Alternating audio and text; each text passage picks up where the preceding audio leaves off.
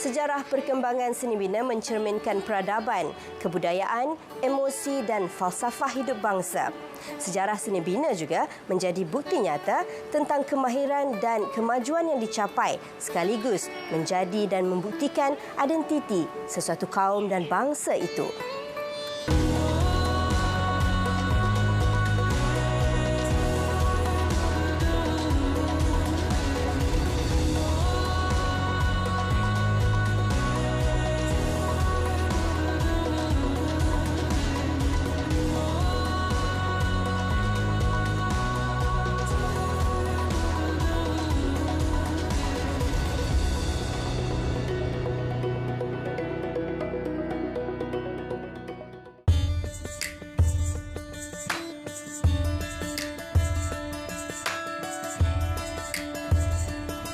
Assalamualaikum dan salam sejahtera. Hari ini Intan berada di Kota Baru, Kelantan. Istana Johor telah dibina pada tahun 1887 dan pernah didiami oleh beberapa sultan yang memerintah negeri Kelantan. Kita akan meninjau dan mengupas tentang Istana Johor pada hari ini bersama dengan pakar jemputan kami. Jom bersama dengan Intan, kita kenali seni bina tradisi kita.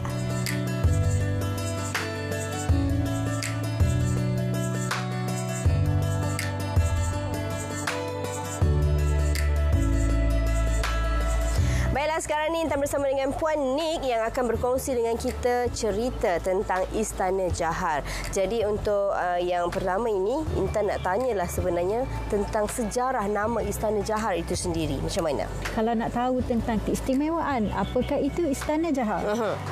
Johor ni terletak di sebelah sana sebenarnya. Ada nama spesies pokok. Ya?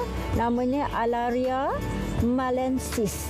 Okey, itulah namanya dan mempunyai bunga yang sangat cantik, kekuningan, wangi dan sebagainya.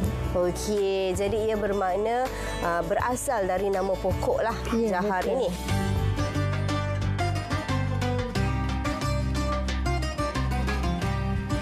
Istana Johor merupakan antara seni bina yang menggabungkan seni bina timur dan barat.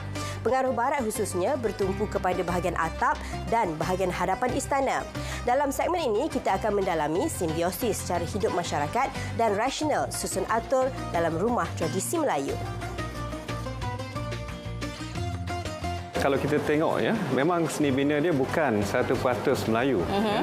Tapi bukan setakat Istana Johor. Istana banyak-banyak istana pun macam itulah juga. Ya. Banyak menimbulkan pengaruh daripada luar lah. Kita lihat dari sudut architecture design dia, reka bentuk dia daripada depan tu, kita boleh nampak dia punya seni bina warisan ya. Contohnya dinding janda berhias dia. Di mana kita sering nampak di seni bina di pantai timur, contohnya di Kelantan, Terengganu misalnya ya. Dinding tersebut agak familiar lah, kebiasaan ya di pantai timur. Tapi ada sedikit inovasi. Ya. Kalau kita tengok janda berhias Istana Johor, sebahagian daripada panel kayu dia tu diperbuat daripada kaca. Okey. Maksudnya cahaya boleh masuk ya, dan di sebalik dinding ataupun tingkap bukaan berkaca tadi tu ada langsir kuning. Okey. Disebabkan oleh tema diraja tadilah. Dan ini memberi pengaruh kepada ambience ruang dalam ni, di mana kita akan nampak dia agak kekuningan macam suasana dia ya, sesuai dengan tema diraja. Dari segi luaran ya, kalau kita tengok dari sudut di depan sini, di belakang kita ni sekarang ni, cuba lihat hujung ke hujung itu simboliknya ialah Singgora. Pernah dengar nama Singgora? Pernah dengar tapi kurang pasti bagaimana. Okey, Singgora ni dibawa masuk oleh kerajaan Siam pada waktu itu. Dan pada 1889 inilah terciptanya Singgora. Dan di atas sana adalah terletaknya alang sisik naga. Keistimewaan di Raja Kelantan. Okey, kalau tentang ukiran-ukiran ni macam mana Kak? Seperti yang saya maklumkan tadi, ada bunga yang turun daripada bumbung, dan juga memakaikan dedaunan. Tapi yang pastinya hujung ke hujung. Dan dia ada satu lagi, tunjuk langit. Mana yang tunjuk langit? Atas sana sekali. Yang itu kekuatan istana. Membawa maksud kekuatan Istana Johar. Ya, betul. Dikenali dengan nama Istana Johar kerana reka bentuk seni bina tradisional Melayu Kelantan. Muzium ini pada asalnya merupakan Istana Raja Bendahara Long Kundur bin Sultan Ahmad. Ia dibina pada tahun 1887. Istana ini juga pernah menjadi tempat persemayam beberapa sultan yang memerintah termasuk almarhum Sultan Ismail ibni Sultan Muhammad. Reka bentuk bangunan Istana Johar ini adalah merupakan gabungan antara dua pengaruh iaitu Timur dan Barat. Pengaruh daripada Barat jelas kelihatan pada bentuk atapnya di bahagian hadapan atau anjung Istana Johar.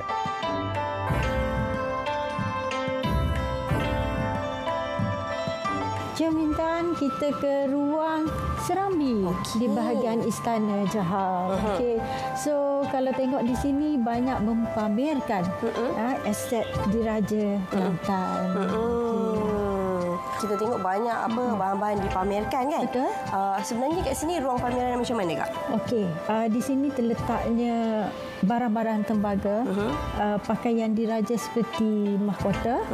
Okey, dan juga kalau tanya pasal barang-barang tembaga tu terdiri daripada periuk belanga dan sebagainya.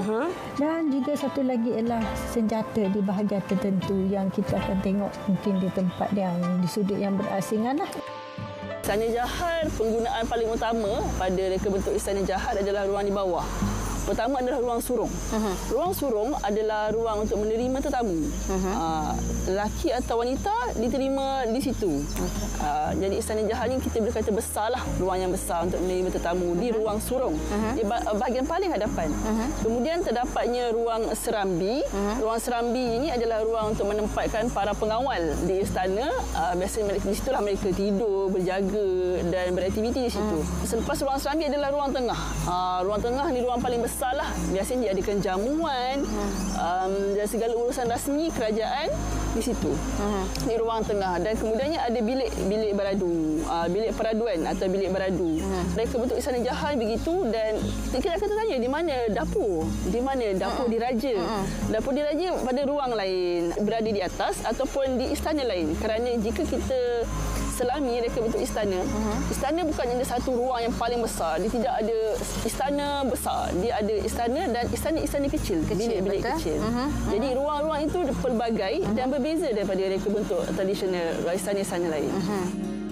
Pada masa kini, terdapat 4 ruang utama Istana Johar iaitu ruang surung, ruang serambi, ruang tengah dan ruang bilik peraduan.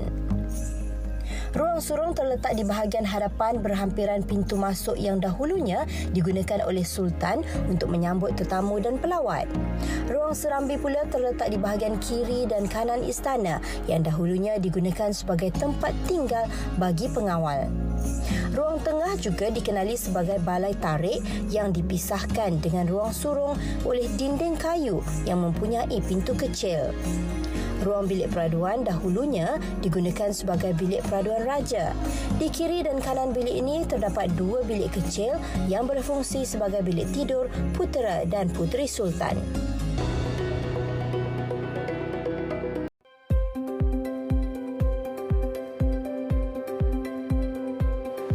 Rumah tradisi menggunakan kaedah pembinaan lama di mana tidak menggunakan paku melainkan pasak dan tanggam untuk mengukuhkan binaan mereka. Dalam segmen ini kita akan menyaksikan bagaimana kehebatan seni pertukangan Melayu lama.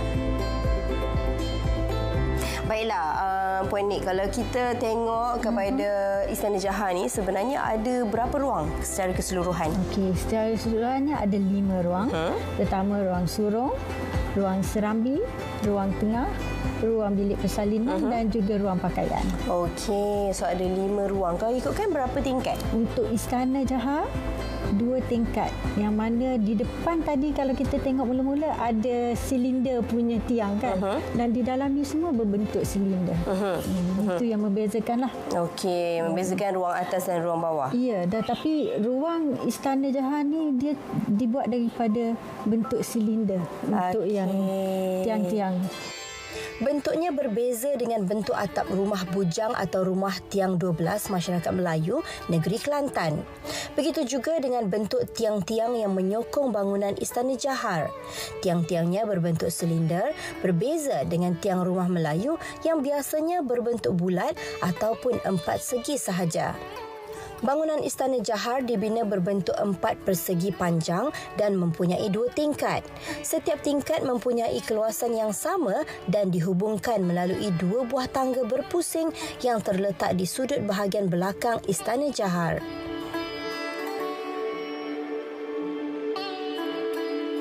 Okey, kalau kita tengokkan kepada tangga ini memang cukup unik reka bentuk dia. Mungkin Puan Nik nak ceritakan dekat kita tentang sejarah tangga ini sendiri yang berada di dalam Istana Johor ini. Okey. Kita tengok sendiri pada tangga ini yang berbentuk spiral, S-P-I-R-A-L, spiral, dan mempunyai isi satu tiang di tengah yang menghubungkan antara bahagian tingkat atas dan juga tingkat bawah. Istana Johor menunjukkan pengaruh seni bina barat bukan sahaja daripada bentuk bumbung singgoranya, malahan pada bahagian yang digunakan. Gabungan kayu, konkrit dan besi menunjukkan pengaruh seni bina barat sudah mula diadaptasikan. Seni bina Melayu asasnya merupakan seni bina yang ringkas dengan menggunakan bahan bersumberkan alam semula jadi daripada hutan. Istana Johor menggunakan kayu bermutu tinggi seperti cengal bersesuaian dengan status pemiliknya. Seperti pembinaan rumah Melayu tradisional, tiada paku digunakan, sebaliknya menggunakan teknik pasak dan tanggam, justeru memudahkan kerja-kerja pengubahsuaian atau penambahan ruang. Satu lagi yang kita boleh kaitkan dengan pengaruh daripada luar, contohnya daripada barat lah. Misalnya, walaupun dinding kayu pada sebelah hadapan dia, Istana Johor mempunyai dinding batu bata di sebelah sisi. Oh, bermakna kalau depan tu, depan tu daripada kayu, tapi di tepinya adalah bata. Okey. Jadi itu adalah pengaruh luar. Kalau kita lihat pengaruh daripada alam Melayu ni, material dia kayu kebanyakan. Jadi di situ kita dah nampak penerapan unsur luar, contohnya daripada barat lah, di mana dinding dia solid, dinding dia pejal. Dan juga kita nampak kalau dulu dinding rumah Melayu ni dia bahagian depan, belakang, sisi sama saja. Dia punya material, dia punya kecirian reka bentuk dia. Istana Johor dia nampak macam seni bina barat sebab penekanan ataupun emphasize design dia adalah pada bahagian hadapan. Kalau kita tengok seni bina barat, tampak utama bangunan adalah bahagian depan, yang mana ia diraikan lebih daripada bahagian sisi. Dia ada atap limas juga, bahagian atas dia tu dipanggil atap limas berbungkus. Dia sebab dia ada segmen 3 segi dia tu ada 3. Kalau rumah limas biasa dia ada 1 saja. Jadi dia berbungkus, dia lagi kompleks lah. Jadi dari segi penampilan dia dengan janda berhias, dengan bukaan yang saya cakap tadi, dia nampak agam berbanding dengan bahagian sisi. Bahagian sisi dia agak ringkas disebabkan oleh dinding bata yang diplaster tadi, dan bukaan tingkap dia juga agak ringkas untuk bahagian sisi tadi. Dilihat dari sudut reka bentuk lampu, lampu yang tersendiri coraknya dengan ada lima lampu di sini. Kita tengok terletak di tengah-tengah antara ruang oblong. Ini oblong punya shape. Kalau kita nak ikutkan ruang oblong ni dan di sekitarnya ni kawasan yang macam mana, Puan? Oh, ini bila masuk tu kita nampak dari luar anjung tu sendiri, dan terletaknya ruang tengah ni. Okey, dan inilah dia bilik-bilik yang saya maksudkan tadi tu, bilik persalinan dan sebagainya.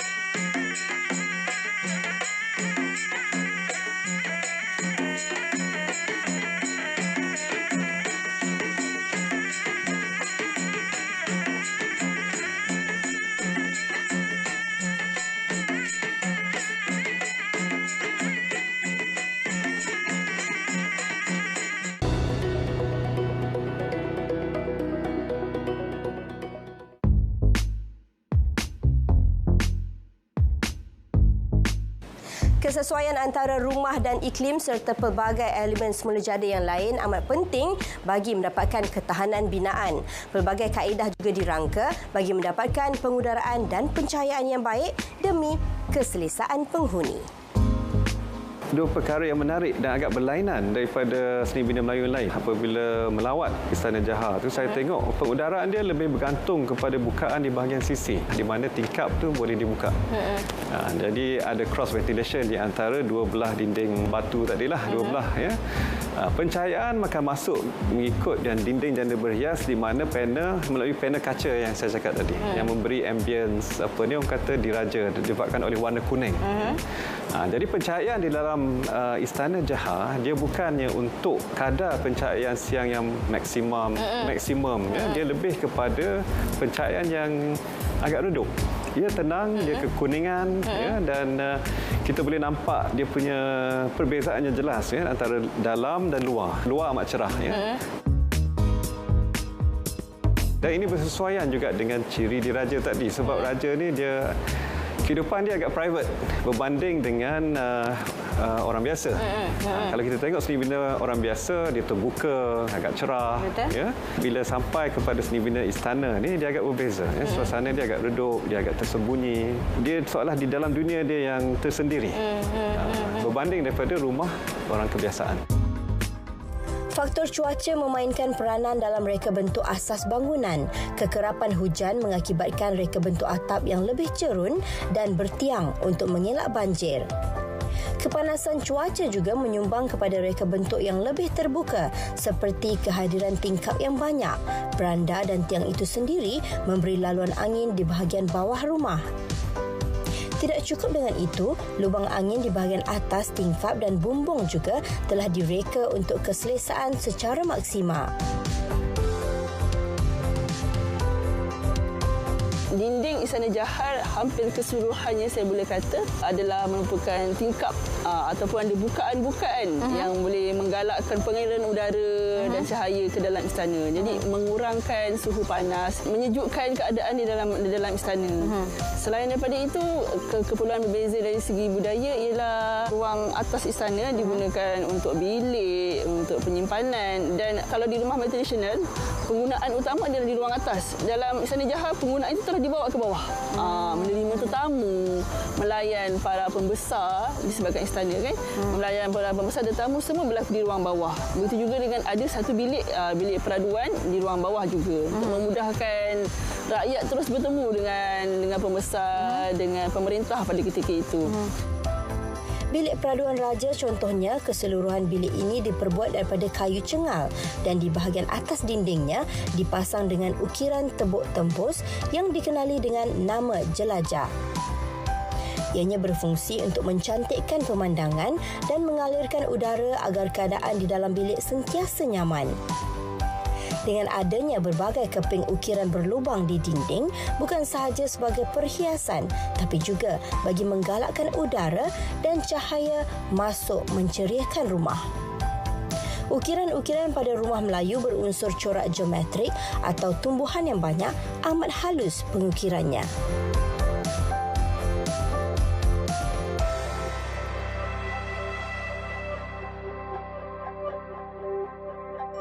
Saya rasa kita boleh ambil pengajaran daripada segi pengolahan reka bentuk di mana kita lihat pengaruh luar diambil. Pada waktu yang sama kita boleh lihat seni bina warisan juga diintegrasikan bersama dan disesuaikan dengan iklim, dengan faktor orang kata sosial. Ya. Jadi itu adalah satu perkara yang amat penting dalam semua jenis ataupun tipologi seni bina sebenarnya yang ada sekarang. Kita sepatutnya mementingkan aspek itu. Ya. Kalau kita ambil pengaruh daripada luar, kita tidak sepatutnya menolak. Menutup terus kita punya akar umbi ataupun warisan. Ya. Sebab kita patut raikan dan integrasikan bersama secara simbiosis untuk mendapatkan reka bentuk yang berinovasi.